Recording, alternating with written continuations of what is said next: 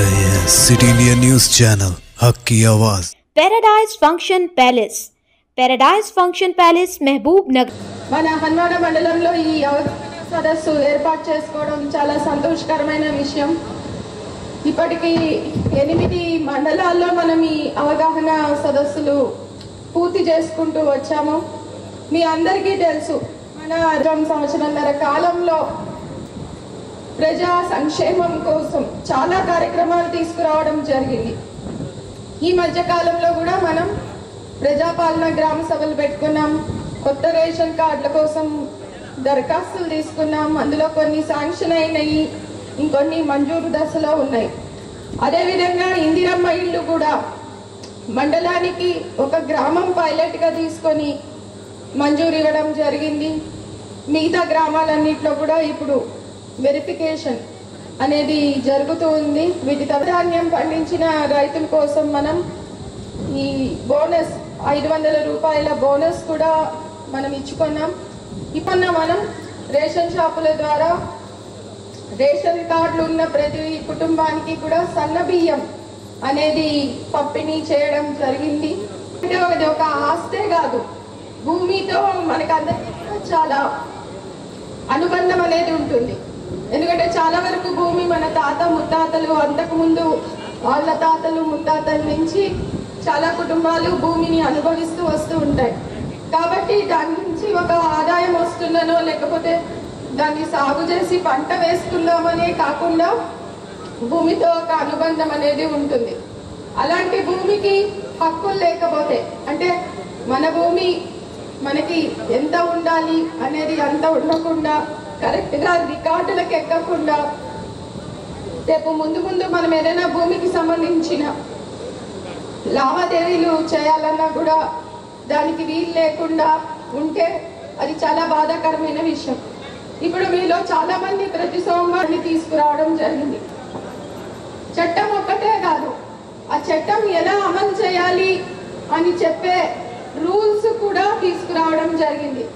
మనం కనుక మన చరిత్ర చూస్తే ROR ఎక్సర్సైజ్ చాలా సార్లు జరిగింది. ఈ రికార్డ్ ఆఫ్ రైట్స్, భూ హక్కుల రికార్డు ప్రిపేర్ చేయడం అనేది 1948 ఖాస్రా బహానీ తయారీ కంటే ముందు జరిగినప్పటి నుంచి మనకి ఎక్కువ తెలిసింది 1971లో చట్టం చేశారు.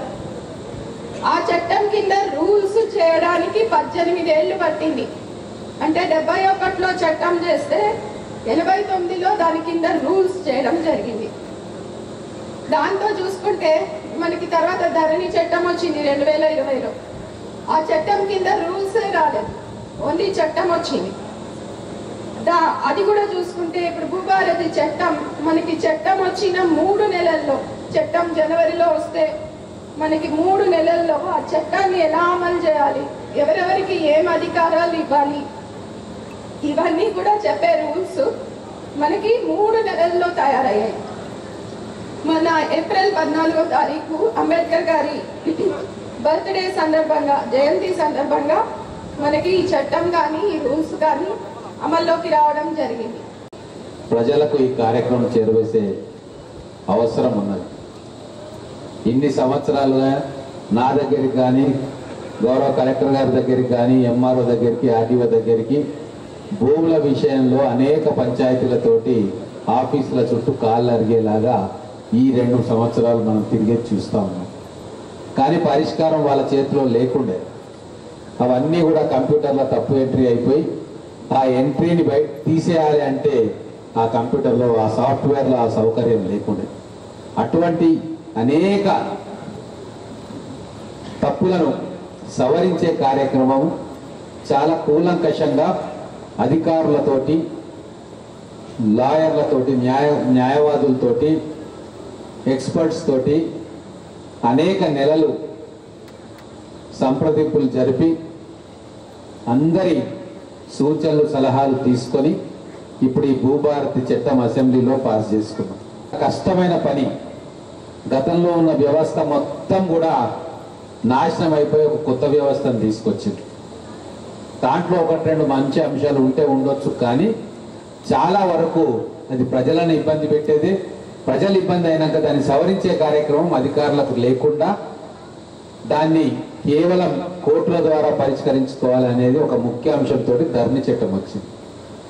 కాబట్టి మా గౌరవ ముఖ్యమంత్రి గారు, గౌరవ రెవెన్యూ శాఖ మంత్రి గారు, అలాగే సీనియర్ ఐఏఎస్ ఆఫీసర్లు, గతంలో ఈ చట్టం కోసం పనిచేసిన వ్యక్తులు, సాఫ్ట్వేర్ నిపుణులు అందరితోటి కూడి రకరకాల పద్ధతుల్లో ఎన్నో గంటలు శ్రమిస్తే ఇప్పుడు ఈ భూభారతి చట్టం మన ముందుకు వస్తాం. ఏమాత్రం పొరపాటు జరిగినా కూడా అక్కడికక్కడనే తహసీల్దార్ గారి కార్యాలయంలోనే 90% అవి పరిష్కారం అవుతాయి. అక్కడ కాకుంటే ఆర్టీఓ గారి దగ్గర అవుతాయి, అక్కడ కాకుంటే కలెక్టర్ గారి దగ్గర ఫైనల్ 99% అక్కడే పరిష్కారం అయిపోతాయి.